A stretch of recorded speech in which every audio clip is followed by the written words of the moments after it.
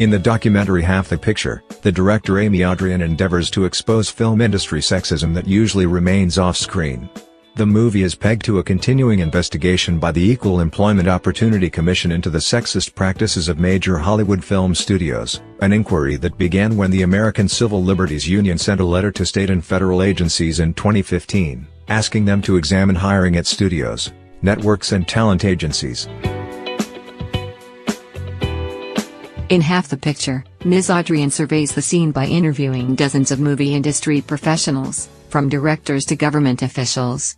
All of Ms. Adrian's subjects are women, and each one agrees that the film industry operates as a system of gendered inequality, where women, especially women of color, are not afforded the same opportunities as men behind the camera. Some interviewees, like Ava DuVernay or Lena Dunham, might be able to fund projects based on their reputations. But the majority of the filmmakers included here are directors for hire whose careers depend on agents and executives considering them for open jobs in television and movies. In talking head interviews, these women recount their frustrations, meetings with condescending executives who hire to fulfill diversity quotas, insulting confrontations with male crew members and instances of sexual harassment. The stories that Ms. Adrian elicits may be infuriatingly recognizable to women who work in many fields. But if there is a missing element in her analysis, it is the effect that sexism has on these women's artistry, not only their livelihoods.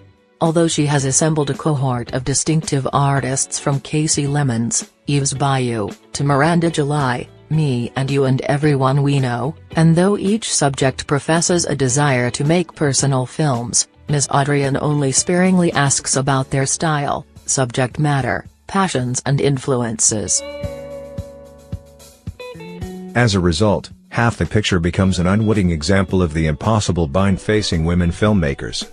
Whether female artists submit to a rigged system or fight against it, the energy they expend on the struggle tugs them away from dreaming and creating. They're pushed to contend with discrimination and demographics even as the sounds, colors, lights, stories and private politics that drive their cinematic visions go unacknowledged, asked to justify the value of an artistic perspective they are not allowed to fully embody.